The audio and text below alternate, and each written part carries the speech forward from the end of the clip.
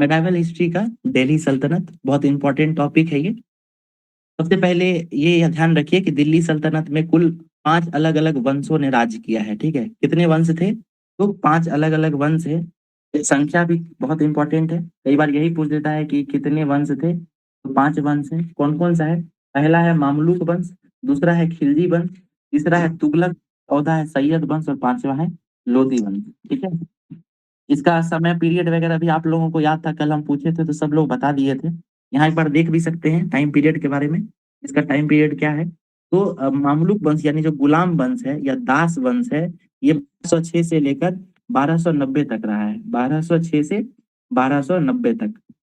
उसके बाद जो खिलजी वंश है वो 1290 से 1320 तक रहा है, यानी 30 साल।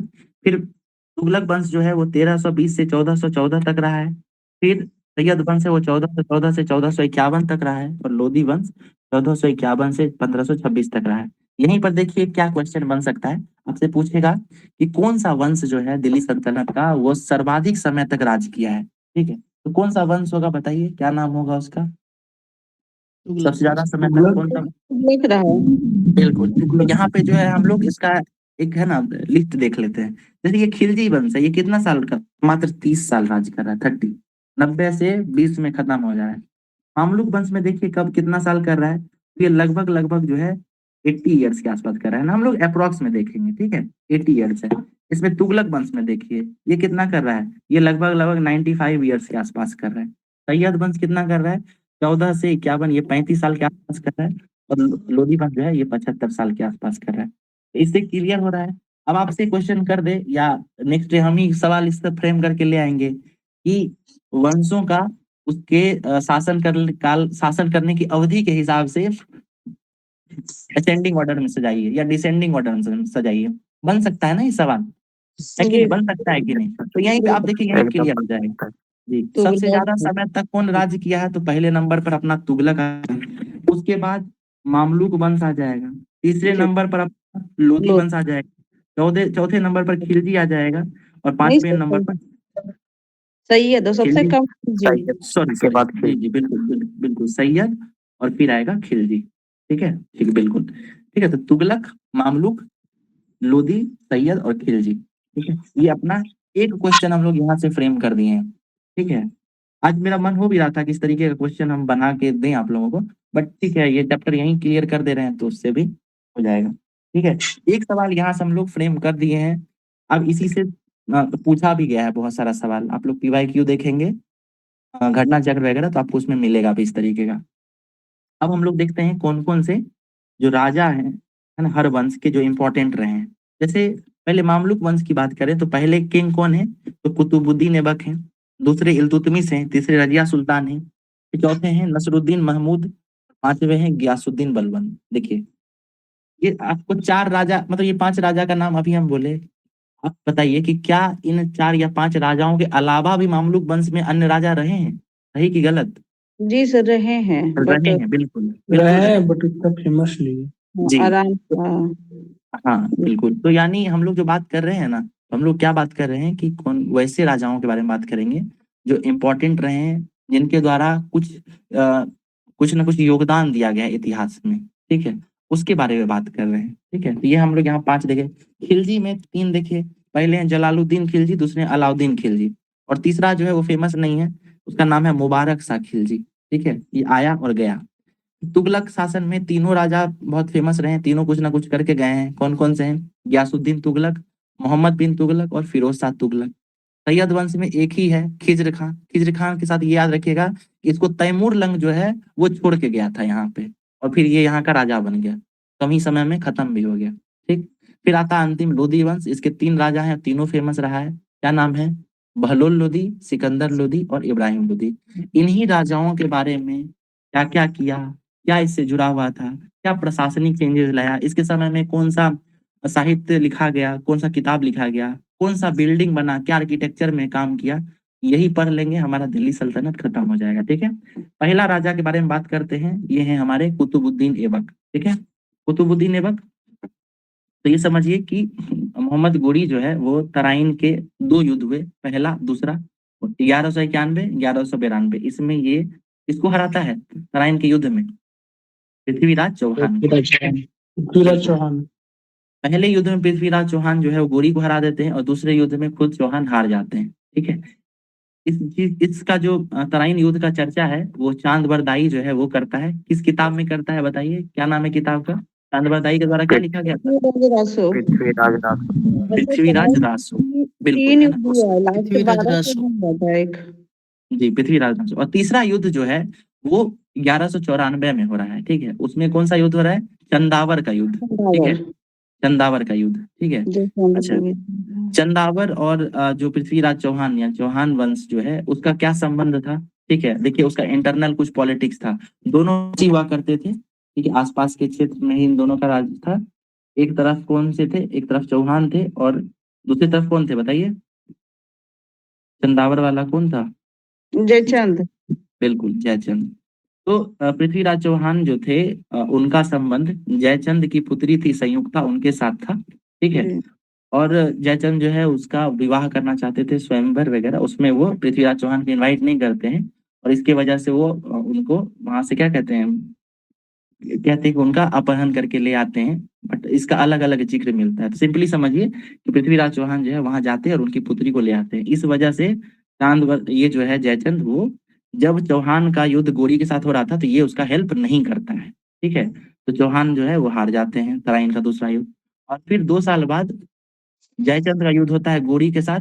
तो ये भी बेचारा अकेले पड़ जाता है और ये भी हार जाता है। तो इस तरीके से जो है राजपूतों का इंटरनल जो कलेश था आपसी, वो भी कहीं ना कहीं भारत में मुस्लिम सत्ता का जो एस्टेब्लिशमेंट हुआ उसके लिए उत्तरदायी था। ठीक है।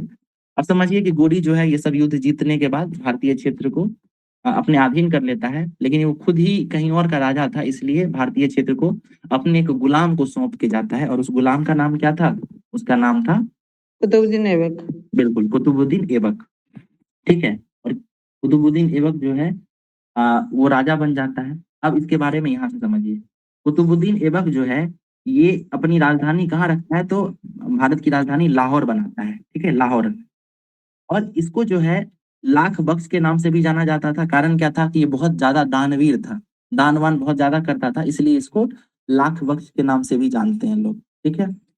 उसके अलावा देखिए इसकी मृत्यु कैसे हो जाती है? तो चौगान यानी एक पोलो जैसा एक खेल होता है, घोड़े से हॉकी टाइप का गेम होता है ना, वो घोड़े पे बैठ के खेलते हैं इसको।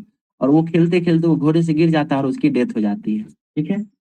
इसके अलावा के स्थापत्य यानी उसके समय में कौन कौन सी बिल्डिंग बनी, अगर उसकी बात करें तो कुतुबुद्दीन ऐबक ने 2 मस्जिद का निर्माण किया। ठीक है। पहला मस्जिद क्या था?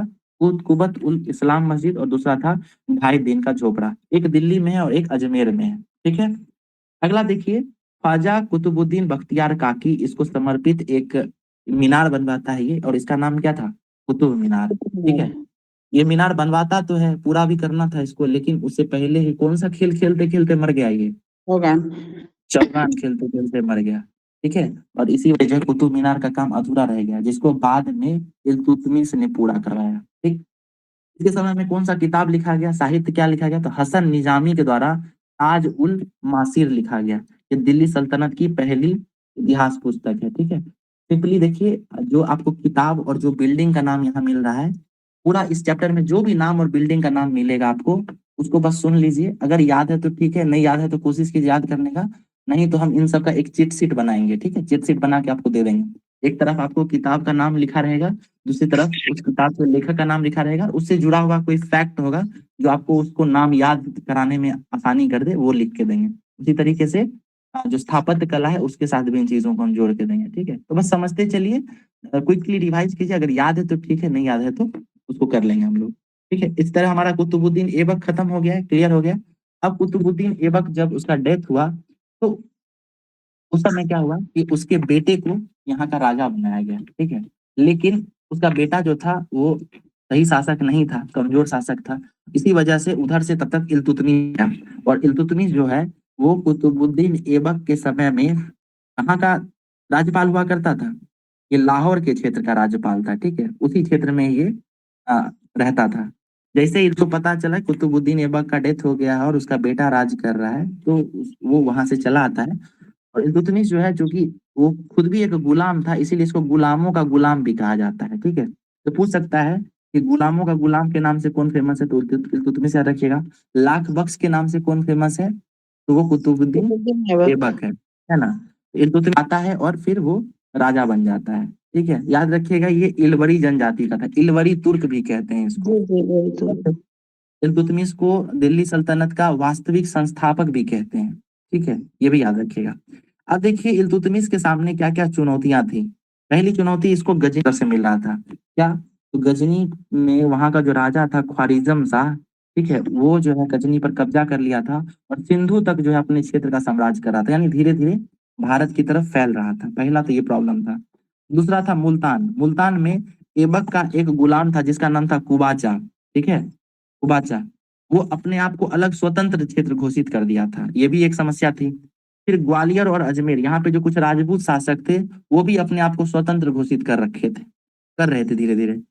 और फिर बिहार के क्षेत्र में क्या हुआ था, बिहार और बंगाल के क्षेत्र में अली मर्दान खान करके एक जो है व्यक्ति था, ठीक है, वो अपने आप को बादशाह घोषित कर लिया था। ये कुछ चुनौतियां थी जो इल्तुतमिश के सामने थी। क्या क्या था, गजनी का समस्या था, मुल्तान का समस्या था, है ना, ग्वालियर अजमेर वाला था, और ये बिहार वाला तो देखिएगा, ये व्यक्ति का नाम भी याद रखिएगा, अली मर्दान खान इसका नाम है। जब हम लोग बिहार का इतिहास पढ़ते हैं तो इसमें इम्तियाज है इस नाम का भी जिक्र करते हैं, है ना। अब देखिए ये किस तरीके से इल्तुतमिश जो है अलग अलग क्षेत्रों पे कब्जा किया, किस तरीके से अपनी समस्याओं को दूर करता है। पहले क्या करता है, इल्तुतमिश ने उत्तर भारत में तुर्क विजय का मतलब इसको जो है तुर्क विजय का वास्तविक संयोजक माना जाता है, यानी इल्तुतमिश जो है उसको वास्तविक संस्थापक माना जाता है। इल्तुतमिश के समय में पहले मंगोल आक्रमण हुआ था। वहां से कौन आया था, याद कीजिए तो, मंगोल का कौन सा शासक था, चंगेज खान। Genghis Khan. जी, चंगेज खान आया। चंगेज खान क्यों आता है, समझिए कि चंगेज खान इसलिए आता है, यहाँ पे देखिए हम लोग गजनी वाला जो क्षेत्र देखे थे ना, यहाँ ख्वारिज्म, तो ख्वारिज्म का जो एक शासक था जिसका नाम था जलालुद्दीन, ठीक है, उस शासक का चंगेज खान के साथ कोई मतभेद हुआ होगा, कोई लड़ाई हुआ होगा, तो चंगेज खान जो है उसके खोज में, उसको पकड़ने, उसको दंडित करने के लिए आ रहा था। ठीक है, और वो जो जलालुद्दीन है ख्वारिज्म का शासक, वो जो है चंगेज खान से भागते हुए डरते हुए भारत की तरफ आता है इल्तुतमिश से संरक्षण मांगने के लिए। लेकिन इल्तुतमिश दिमाग का तेज था, उसको पता था कि चंगेज खान के पास सैन्य शक्ति ज्यादा है, ठीक है, खदेड़ देता है जिस क्षेत्र में जाता है। वो क्या करता है धीरे धीरे कि वो जलालुद्दीन को अपने क्षेत्र में रहने से मना कर देता है, उसको किसी प्रकार का संरक्षण नहीं देता है। और इस वजह से क्या होता है, चंगेज खान वो वहीं से लौट जाता है, ठीक है, वो भारत की तरफ चढ़ाई नहीं करता है। तो कई बार पूछता है कि चंगेज खान के उस प्रकोप से भारत को कौन बचाता है, तो ये इल्तुतमिश रहता है। ठीक है, उसके अलावा देखिए ऊपर में जो मुल्तान के बारे में पढ़े थे, तो उसमें कुबाचा वगैरह उसको भी हराता है और पूरे क्षेत्र को अपने कब्जे में ले लेता है। प्रशासन में देखिए क्या क्या इल्तुतमिश चेंज करा, ये ज्यादा इंपॉर्टेंट है प्रशासन वगैरह। ये राजधानी को लाहौर से दिल्ली लाता है। लाहौर कौन बनाया था राजधानी, बताइए, वो कुतुबुद्दीन ऐबक कुतुबुद्दीन था, है ना। जी। और ऐबक के बाद जो है लाहौर से दिल्ली राजधानी स्थानांतरित कौन करता है, तो ये इल्तुतमिश करता है। ठीक, उसके अलावा देखिए क्या कर रहा है ये चालीसा, है ना, चहलगानी शुरू करा, तुर्क चहलगानी, ये पूछता है। ठीक है, ये समझिए क्यों कर रहा है, हम इसका एक बैकग्राउंड देते हैं। कुतुबुद्दीन ऐबक जो है ना, कुतुबुद्दीन ऐबक, जब ये राजा बना और जब इसका डेथ हुआ तो कौन राजा बना था, इसका बेटा बना था, ठीक है, इसका सन बना था राजा। ठीक है, अब होना चाहिए था कि इसका राजा ही यहाँ का राजा, मतलब भारत का नवाब रहता, राजा रहता। लेकिन क्या हुआ, इसके बेटे को कौन मार दिया, इल्तुतमिश मार दिया है। ठीक है, और इल्तुतमिश खुद कौन था, वो खुद एक गुलाम था। अब ये बताइए कि कुतुबुद्दीन ऐबक का क्या एक ही गुलाम होगा, अन्य भी गुलाम रहे होंगे इल्तुतमिश के अलावा भी। तो इल्तुतमिश जो था वो खुद गुलाम था और उसको इस बात का डर सताता था कि चूंकि वो खुद किसी राजा को मार के राजा बना है तो उसको भी कोई ना कोई मार सकता है। इसीलिए वो क्या किया, अपने आसपास 40 लोगों का जो है एक चलीसा बनाया जो उसको घेरे रहते थे, उसको संरक्षण देते थे। ठीक है, वो उसका मंत्रिमंडल में शामिल रहते थे। ये चलीसा बनाने का क्या कारण था, ताकि उसको सुरक्षा दे, ठीक है, ताकि उसको उचित सलाह दे, उसको षड्यंत्र से बचा। इसी वजह से तुर्क ए चिहलगानी या चलीसा वो शुरू किया था। ठीक है, ये पूछ सकता है तुर्क ए चिहलगानी कौन शुरू किया था, तो इल्तुतमिश का नाम याद रखिएगा। फिर उसने तांबा और चांदी, तांबे का जीतल और चांदी का टाका, इस तरीके का 2 सिक्का शुरू किया। पूछ सकता है चांदी और तांबा का जो सिक्का है उसको क्या क्या नाम से पुकारा जाता था, तो तांबे को जीतल कहते थे, ठीक है, और चांदी को क्या कहते थे, तो चांदी को टंका। टाका, ठीक है। कुतुब मीनार जिसका शुरुआत वो किया था कुतुबुद्दीन ऐबक, उसका कार्य पूरा कौन करा रहा है, तो उसका काम, उसका मीनार का काम जो है इल्तुतमिश पूरा कर रहा है। इसके अलावा इल्तुतमिश जो है वो इक्ता प्रणाली की शुरुआत भी कर रहा है। इक्ता प्रणाली क्या है, इक्ता जो है एक प्रकार का, समझिए कि अ, वेतन देने का जो है ना एक डिजाइन था, एक अभी मतलब समझिए कि एक योजना था। शुरुआती दौर में क्या होता था कि इसके पास उतना पैसा नहीं होगा कि वे अपने सैन्य अधिकारियों को, अपने मंत्रिमंडल के लोगों को वेतन दे सके, तो इसके लिए क्या करता था, ये भूमि का कोई टुकड़ा दे देता था, और उस भूमि के टुकड़े पे क्या होता था कि वो सैन्य अधिकारी जो था वहां पे खेती करता होगा, या उस जमीन पर किसी किसान से खेती करवाता होगा, तो इस पे जो उपज होता था ना, वो उपज वो अपने पास रख लेता था वेतन के रूप में। यही जो था ना एकता प्रणाली था, ठीक है। इल्तुतमिश खलीफा से मान्यता प्राप्त करने वाला पहला सुल्तान भी था, ये भी याद रखिएगा। एकता प्रणाली क्या है, तो इसकी शुरुआत फारस में हुई, ईरान में, ठीक है। ये सैन्य संचालन के वित्त पोषण के लिए था। आमीरों को भूमि अनुदान में दिया जाता था, नकद के बदले में, वेतन के बदले में क्या देता था, भूमि दे देता था, इक्ता दे देता था, ठीक है। उसके अलावा जो इक्ता व्यवस्था था ये गैर वंशानुगत था शुरुआती दौर में, फिर धीरे धीरे जब फिरोज शाह तुगलक वगैरह आता है तो इसको वंशानुगत कर देता है। ये सब हम लोग बाद में देखेंगे। अब इल्तुतमिश जो है जब इसका डेथ होने वाला था, तब जो है ये किसको राजा बना के जाता है, तो ये रजिया सुल्तान को नामित करके जाता है कि रजिया सुल्तान उसकी उत्तराधिकारी होगी। लेकिन इल्तुतमिश के मरने के बाद इल्तुतमिश का बेटा जो है वो राज गद्दी पे बैठ जाता है। लेकिन कुछ ही समय में जो है वहाँ के जो मंत्री रहे होंगे उस समय, वजीर वगैरह, उनको आइडिया लग गया कि इल्तुतमिश का बेटा जो है ना वो सही उत्तराधिकारी नहीं है, इसलिए वो रजिया सुल्तान को सपोर्ट कर देते हैं और रजिया शासिका बन जाती है। लेकिन इसके साथ समस्या क्या है, जब ये शासिका बन जाती हैं तो ये फिर क्या होता है कि बहुत आजादी से और बहुत खुलेपन से जो है क्षेत्र का शासन करती हैं। जो बात फिर से वो जो नव मंत्रिमंडल है, जो वजीर है, उसको पसंद नहीं आता है। उनको लगता है कि एक महिला के द्वारा उनके ऊपर शासन हो रहा है कि नहीं। तो इस वजह से वो फिर उन रजिया सुल्तान का विरोध करने लगते हैं, ठीक है। ये समझिए सुल्तान जो है, ठीक है, वो एकमात्र महिला मुस्लिम शासिका रही है, ठीक है।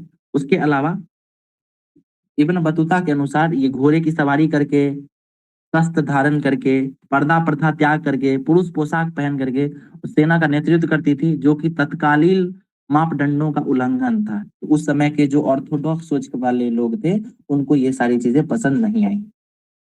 अब देखिए किस किस क्षेत्र का प्रशासन की और कहाँ कहाँ विजय प्राप्त की, तो उसका एक लिस्ट दिया गया है, समझ लीजिए, ज्यादा इंपॉर्टेंट नहीं है ये। अंभौर के खिलाफ, राजपूतों के खिलाफ जो है ये सेना भेजी। फिर एक गैर तुर्क जो था जिसका नाम क्या था, याकूत, है ना, याकूत, ठीक है। याकूत को जो है ये आमीर याकूर बनाती है, यानी अस्तबल, जो घोड़ा का जो होता है ना अस्तबल, उसका उसको हेड बना देती है याकूत को।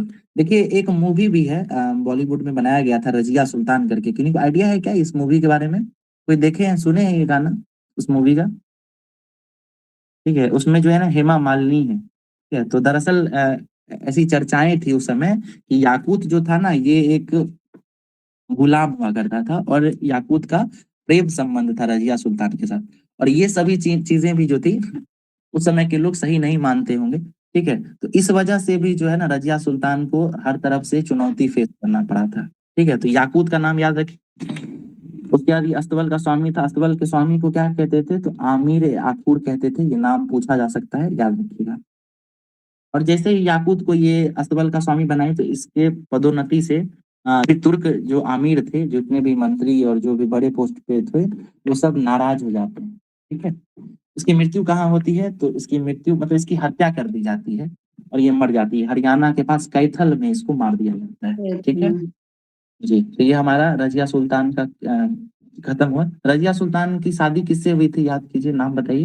हस्बैंड कौन थे रजिया सुल्तान में, अल्तुनिया, जी अल्तुनिया थे। अब देखिए दिमाग वो क्या लगाई कि उस समय जो है ना बहुत सारे जो अलग अलग लोग थे, वो इसके खिलाफ, रजिया के खिलाफ विद्रोह करते थे। उसमें से अल्तुनिया भी एक व्यक्ति था जो साजिश करता रहता है। तो ये क्या करती है, रजिया सुल्तान को उस अल्तुनिया से ही शादी कर लेती है, और इससे क्या होता है कि अल्तुनिया फिर उसका संरक्षक बन जाता है। लेकिन बाद में उसका हत्या भी कर दिया जाता है कैथल में, ठीक है, अल्तुनिया का भी और रजिया सुल्तान का भी। हमारा रजिया सुल्तान भी क्लियर हो गया। चलिए एक बार रिवाइज कीजिए मेरे साथ। कुतुबुद्दीन ऐबक कब राजा बना, साल बताइए। 1206 में। 1206 में। ठीक है, कौन सा खेल खेलते खेलते मर गया वो? हाँ 1210। ठीक है। कुतुब मीनार का निर्माण कौन कराया, शुरू कौन किया था? कुतुबुद्दीन ऐबक। ऐबक। दो मस्जिद बनाया था, दो मस्जिद, क्या नाम था? एक अजमेर, एक दिल्ली में, एक अजमेर में। 2.5 दिन का जो कुवत इस्लाम और 2.5 दिन का झोपड़ा। 18 दिन का झोपड़ा। बहुत बढ़िया। इसके समय में एक किताब लिखा गया था, व्यक्ति कौन है? ताज। याद कीजिए, उसका नाम था हसन निजामी की ताज उल मासीर। ठीक है, हम चिट सीट देंगे तो इसे आप लोग इजीली कर लीजिएगा रिवाइज। चलिए हम लोग इल्तुतमिश की बात करते हैं। इसको गुलामों का गुलाम कहा जाता था। ये अपनी राजधानी लाहौर से दिल्ली लाता है ना। उसके अलावा इक्ता प्रथा शुरू करता है, तुर्क ए चिहलगामी शुरू करता है, जीतल और टांका चलाता है। ठीक है, फिर अपना इसके समय में और क्या कोई बिल्डिंग बना है क्या इल्तुतमिश के समय में? तो कुतुब मीनार को ये पूरा करवाया था, है कि नहीं?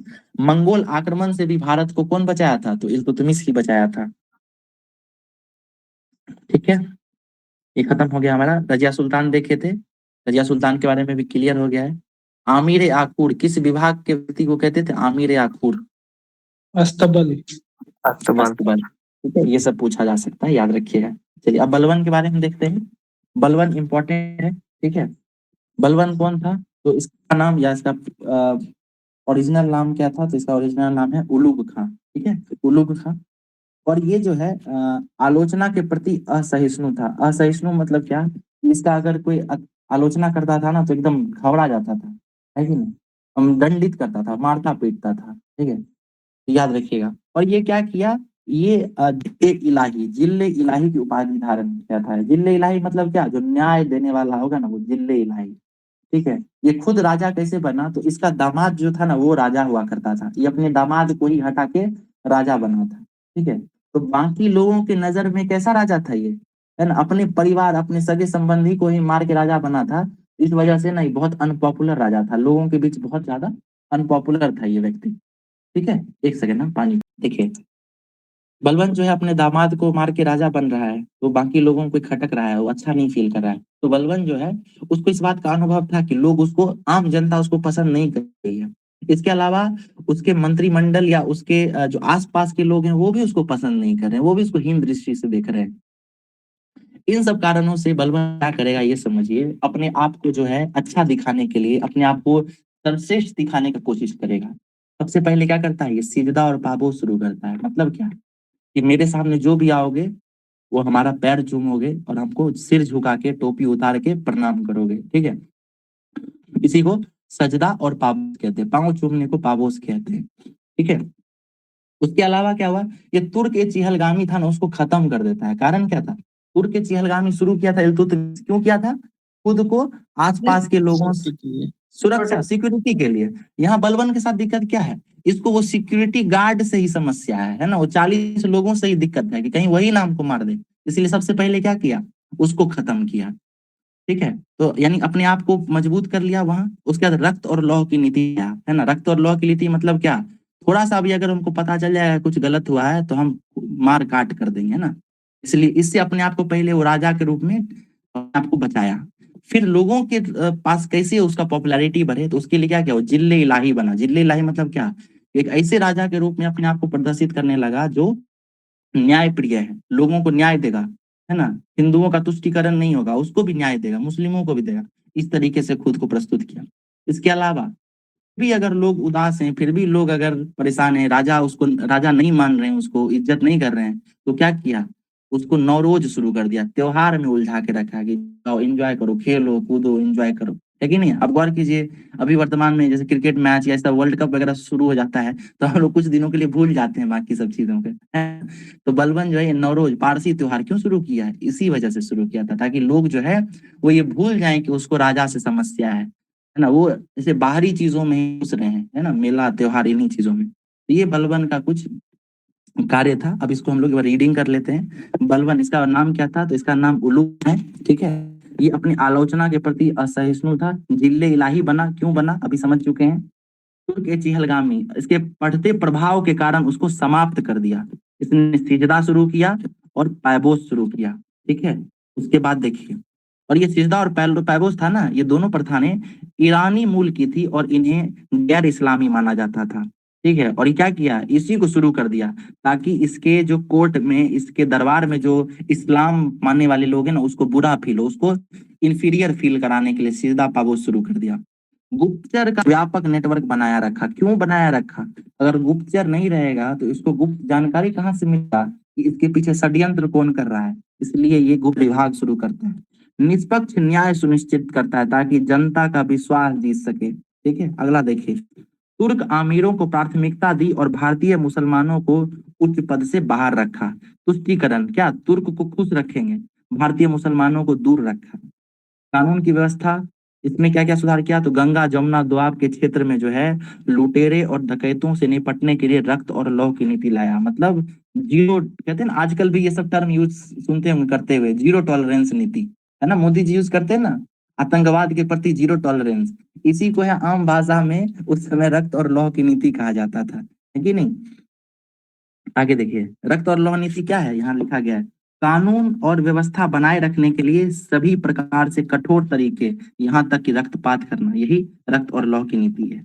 और क्या किया, ये अफगान सैनिकों की कॉलोनियां बसाया। ठीक है, ये सब स्किप कर सकते हैं, कोई इंपॉर्टेंट नहीं है। इन्होंने सैन्य विभाग की भी शुरुआत की, पुनर्गठन किया। नाम क्या था विभाग का? दीवान, दीवान ए आरिज। ठीक है, वहां घोड़ा वाला अस्तबल का क्या नाम था, याद कीजिए, क्या नाम था? आखू आखूट। हाँ जी, पूरा नाम क्या था, पूरा नाम बताइए। दीवान आखूर, अमीर दीवान है। आखूर। और जी, और आमिर यहाँ बनाया अमीर आखूर, और यहाँ बनाया दीवान अर्ज।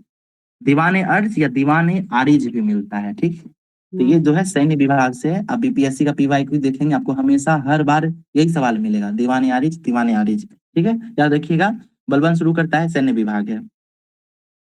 आंतरिक बाहरी अशांति, मुख्य रूप से मंगोलों द्वारा की जाने वाली जो आंतरिक और बाहरी अशांति थी, इससे निपटने के लिए ये मजबूत और केंद्रीकृत सेना बनाना शुरू करता है या बनाता है। ठीक है, मंगोलों और उत्तरी पश्चिम सीमा की समस्या क्या थी, तो ये हम लोग बात कर चुके हैं, एक बार रीड कर देते हैं। 18 में चंगेज खान के आगमन के साथ स्थिति और अधिक खराब हो गई। एक बार फिर चंगेज खान आया, इसने ख्वारिज्म साम्राज्य पर भयंकर हमले किए और काफी आर्थिक और सांस्कृतिक क्षति पहुंचाई। मंगोल आक्रमण के समय दिल्ली सल्तनत शहजादों और विद्वानों की शरण स्थली बन गया या इस्लाम का केंद्र के रूप में उभरा। मतलब क्या, चंगेज खान मंगोल का शासक जब इधर आया, रक्तपात करता था, भयानक तबाही मचाते हुआ था, जिस क्षेत्र में आता था कुछ नहीं छोड़ता था। तो जैसे ही मध्य एशिया और उधर तुर्की वगैरह के क्षेत्र में पता चला कि चंगेज खान आ रहा है, तो वहां के जितने भी जो विद्वान थे, जितने भी जो राजकुमार वगैरह रहे होंगे, ये सब धीरे धीरे किधर की तरफ आए, भारत की तरफ आए। ठीक है, और इसीलिए क्या होता है कि इसी समय जो हमारा दिल्ली है, 1200 दिल्ली सल्तनत के आसपास, वो विद्वानों और इन सब का एक बड़ा केंद्र के रूप में उभर जाता है। ठीक है, तो देखिए ये एक एडिशनल फैक्ट है, इसको याद रखिए। दिल्ली क्यों विद्वानों का केंद्र बना, तो उसके पीछे जो है ना वो चंगेज खान का भी एक अहम योगदान है। ठीक है, अब देखिए हम लोग खिलजी वंश पे आते हैं। ठीक है, गुलाम वंश में कोई समस्या नहीं है, आप लोगों को समझ में आया? Hello, yes sir. जी जी जी। खिलजी वंश, ठीक है, खिलजी वंश मिश्रित तुर्की अफगान मूल के थे। पहला राजा कौन है? अलाउद्दीन खिलजी, सॉरी जलालुद्दीन खिलजी। 1290 से 6 साल राजा रहा है। बलबन के उत्तराधिकारी की अयोग्यता और आमिरों की साजिश के बीच सेनापति मलिक जलालुद्दीन खिलजी 1290 ईस्वी में सिंहासन पर बैठा। ठीक है, सिंहासन पर बैठने के बाद क्या हो रहा है, वो उसका हत्या अलाउद्दीन खिलजी कर देता है। वो कुछ बहुत ज्यादा काम नहीं किया है जलालुद्दीन खिलजी, इसलिए डायरेक्ट अलाउद्दीन खिलजी पा जाते हैं। अलाउद्दीन खिलजी जो है उसकी हत्या कर देता है। अलाउद्दीन खिलजी जलालुद्दीन खिलजी का दामाद और भतीजा था। ठीक है, जलालुद्दीन खिलजी जो है अलाउद्दीन खिलजी को साउथ की तरफ एक क्षेत्र का राज्यपाल बना के भेजता है, और वहां जो है अलाउद्दीन खिलजी अपने मनमाने तरीके से सब काम कर रहा होता है। ठीक है, वहां पे जो है कारा में घेरा डाल के बैठ जाता है, जो कि जलालुद्दीन खिलजी को पसंद नहीं था। ठीक है, और उसी बात को है ना दंडित करने के लिए या उससे पूछताछ करने के लिए जब जलालुद्दीन खिलजी पहुंचा, तो वहीं पर अलाउद्दीन खिलजी ने उसकी हत्या कर दी। ठीक है, और वहां से फिर अलाउद्दीन खिलजी जो है ये राजा बना। अब ये अपना अलाउद्दीन खिलजी जो है ना, ये एग्जाम के दृष्टिकोण से बहुत महत्वपूर्ण है। ठीक है, क्यों महत्वपूर्ण है? क्योंकि इतिहास जो है हमेशा इस नजरिए से लिखा जाता है, इस नजरिए से इम्पोर्टेंट होता है कि किसी भी राजा का कितना योगदान रहा है। भले ही वो किसी को मारा काटा जो भी किया, लेकिन इसका जो है इसका योगदान क्या है भारतीय इतिहास में? मार्केट बहुत अच्छा किया है, गुप्तचर व्यवस्था बहुत अच्छा किया है। अभी भी प्रशासकों को अलाउद्दीन खिलजी से बहुत कुछ सीखने के लिए मिलता है ना। इसके ऊपर तो बहुत किताब लिखा गया है। ठीक है। आपको जानकर आश्चर्य लगेगा कि इसके ऊपर खिलजी, उसके अलावा वो जो मोहम्मद बिन तुगलक है, जिसको हम लोग फेल्योर राजा समझते हैं, उसके ऊपर बड़ा बड़ा किताब लिखा गया है, नाटक वगैरह भी है उसके ऊपर, है ना। तुगलक नाम से ये बहुत प्रसिद्ध नाटक, एक बार नेट पे आप लोग सर्च कीजिएगा। वो जो नेशनल स्कूल ऑफ ड्रामा है, वहाँ पे first second year third year 3 साल का कोर्स होता है। तो जो भी व्यक्ति उसमें चुने जाते हैं उनको ये तुगलक नाम का नाटक है उसका मेंशन करना पड़ता है। बहुत प्रसिद्ध है, उसके कुछ फेमस डायलॉग्स भी हैं। ठीक है।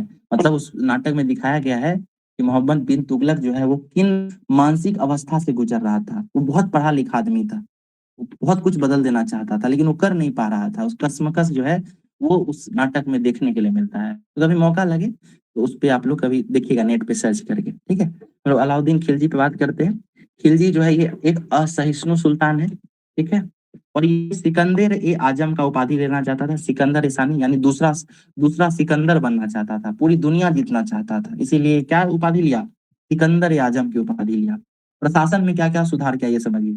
ये सीधे किसानों से केंद्रीकृत राजस्व ग्रहण करने की नीति अपनाई। कारण क्या था? ये सिकंदर ईसानी बनना चाहता था, पूरे क्षेत्र पर करना चाहता था। तो राज करने के लिए इसको सबसे बड़ी सेना भी चाहिए थी, एक मजबूत सेना भी चाहिए थी। और सेना मजबूत रखने के लिए सेना को सैलरी देना पड़ता है। सैलरी आता कहाँ से? पहले तो ये इंडस्ट्रीज वगैरह थी नहीं। तो किसी भी साम्राज्य का मुख्य सोर्स जो था वो राजस्व होता था, वो भूमि कर होता था, किसानों से प्राप्त कर होता था। इसीलिए जो भी राजा आप देखिएगा मजबूत हुआ है, बड़ा कदम उठाया है, वो बहुत अच्छे से अपना राजस्व इकट्ठा किया है। ठीक है। खिलजी क्या कर रहा है ये समझिए। ये सीधे किसानों से केंद्रित सॉरी सीधे किसानों से केंद्रीकृत राजस्व संग्रह की नीति अपनाई। सीधा पैसा लेता था, बिचौलिया नहीं रखा ये। है कि बीच में पैसा गायब कर देता था सर, बहुत घूसखोरी था, वो डायरेक्ट करता था। ठीक है। और क्या किया नीतियों में? गरीब पर बोझ डालने के बजाय वो मुख्य रूप से अमीरों को लक्षित किया। मतलब क्या? गरीबों को, जो निचले तबके के जो किसान थे उन सबको खुश रखता था। इसका कारण क्या है?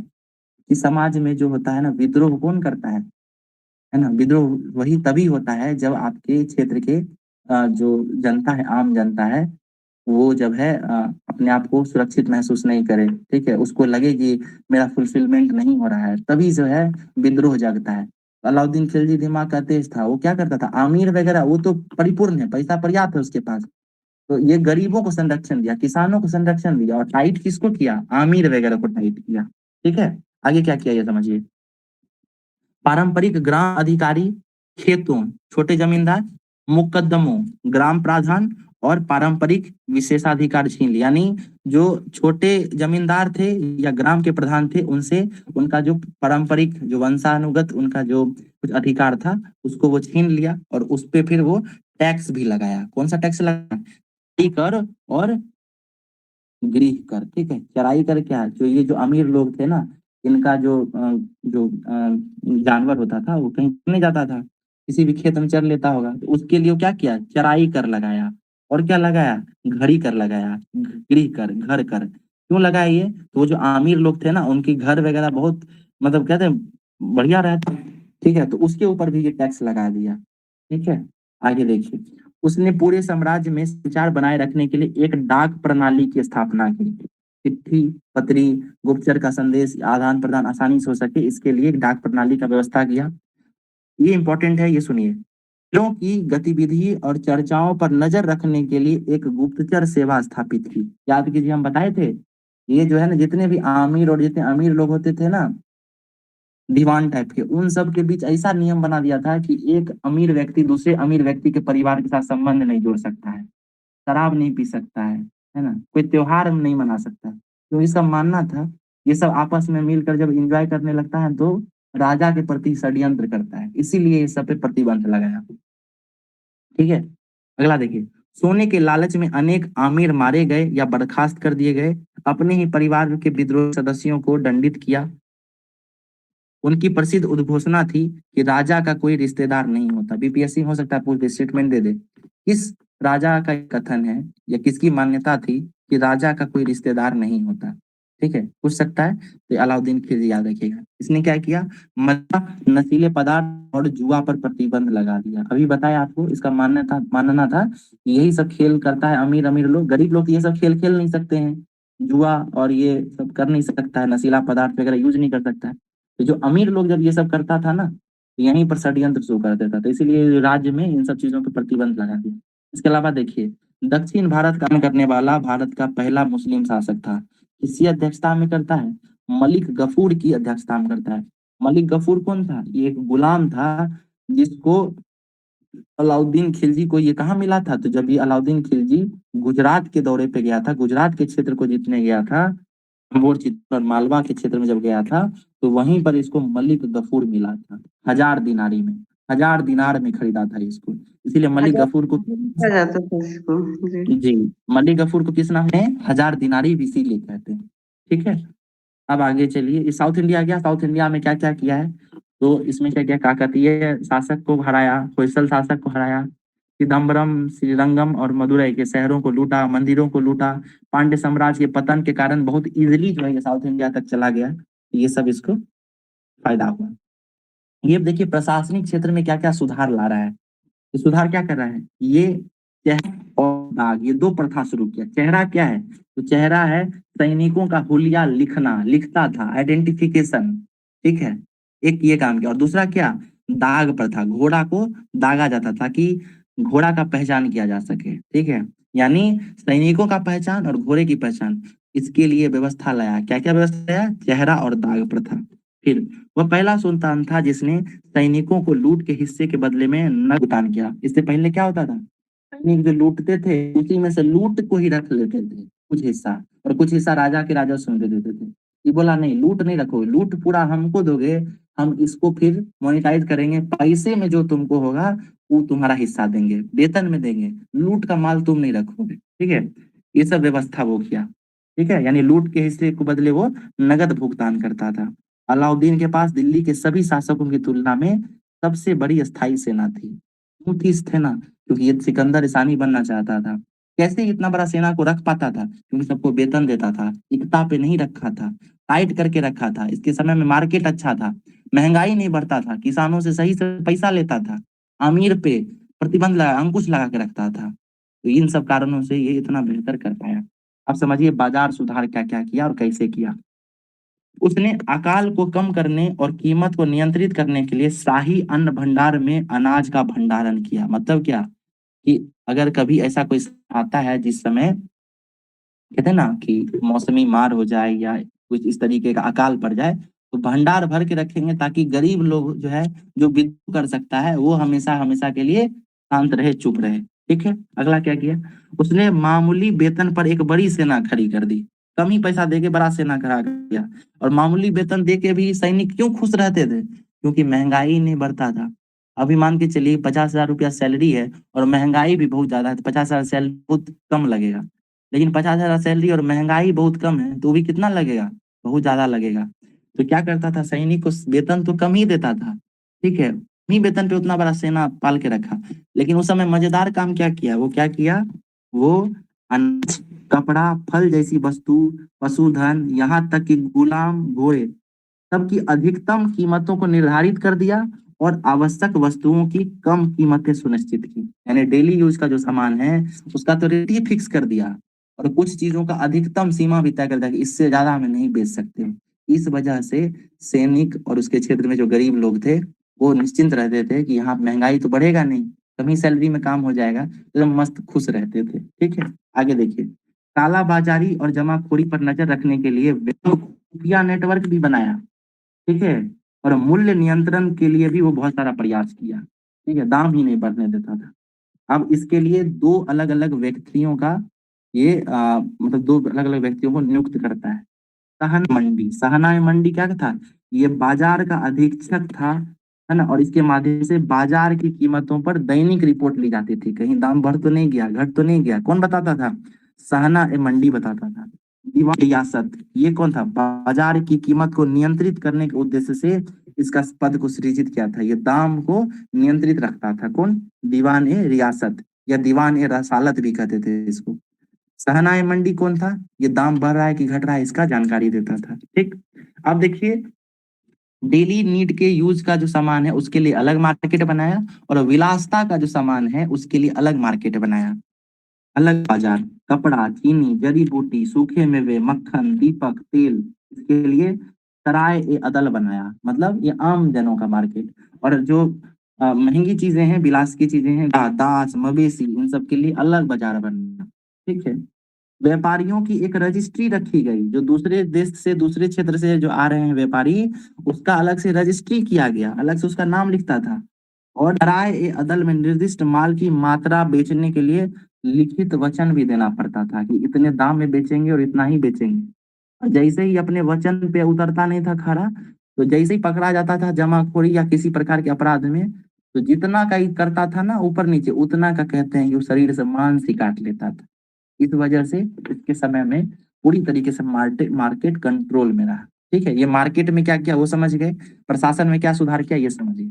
अब देखिए राजस्व में क्या क्या सुधार किया, क्योंकि इसको सेना बहुत बड़ा बनाना है, तो कहीं ना कहीं से टैक्स का भी, नए नए टैक्स का भी तो जुगाड़ करना पड़ेगा। क्या किया देखिए, ये 4 प्रकार का कर ले रहा है। क्या क्या है समझिए। ले रहा है खराज, पहला खराज ये क्या है? कृषि कर है। कितना लेता था? लगभग 50%, यानी 50%, उपज का 50% ले लेता था खराज। अगला क्या है? और खराज वसूलने के लिए दीवान मुस्तकराज का भी व्यवस्था किया। ठीक है। फिर विस्वा, विस्वा क्या होता है? बीघा, 20वां हिस्सा, विस्वा। भूमि की नाप का और उसकी उत्पादकता का गणना करके टैक्स लेता था। ठीक, अगला क्या है? दोआब क्षेत्र। दोआब क्षेत्र में क्या होता है ना, ज्यादा उपज होता है, क्योंकि नदी के बीच का क्षेत्र है, एलुवियल सॉइल होता है। गंगा यमुना दोआब का जो क्षेत्र था, वहां पे टैक्सेज भी थोड़ा बढ़ा दिया, ज्यादा टैक्स लेता था उस क्षेत्र से। इसके अलावा ये अतिरिक्त कर भी लगाया है ना, नया कर क्या लगाया? चराई कर और घड़ी कर। घड़ी मतलब आवास कर, गृह कर, घर कर। ग्रामीण, ग्राम प्रधान का उपकर किस्म एक खूटी, ये इसको समाप्त कर, यानी ग्राम के प्रधान को जो टैक्स और देना था ना, सैलरी, उसको भी खत्म कर दिया। बोला हम तुमको कुछ नहीं देंगे। यानी जब डायरेक्ट किसान से ही सारा पैसा और सब टैक्स वसूल लेता था, तो ग्राम के मुखिया का तो कोई जरूरत नहीं था, तो उसको भी टैक्स और पैसा देना बंद कर दिया। कला और स्थापत्य कला में देखिए ये सब क्या काम करता है। तो उस समय में ये खुसरो, हसन, मीर हसन दहलवी, इन सब का समर्थन करता है, इन सबको संरक्षण देता है।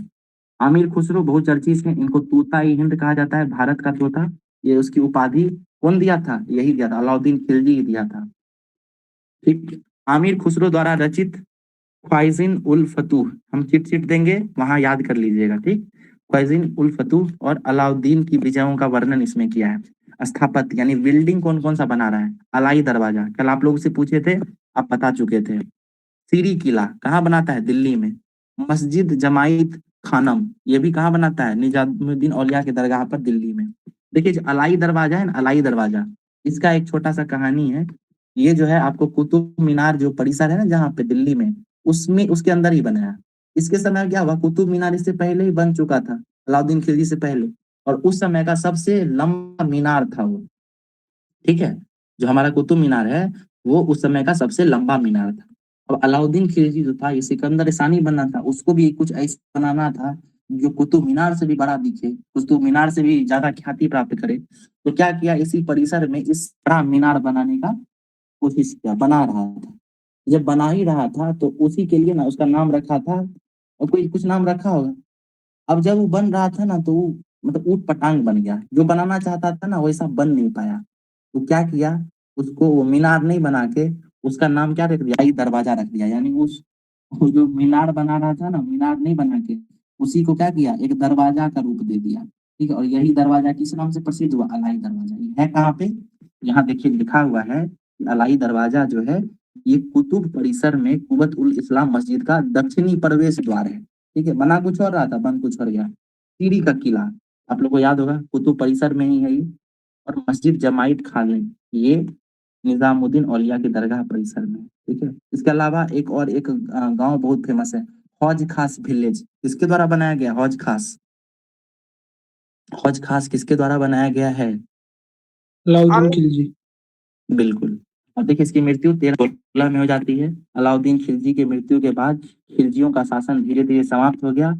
गाजी मलिक जो है गयासुद्दीन तुगलक का ही नाम है। गाजी मलिक ने गयासुद्दीन तुगलक की उपाधि धारण करके सिंहासन पर कब्जा कर लिया और इसी तरीके से खिलजी वंश खत्म हो गया और तुगलक वंश यहाँ से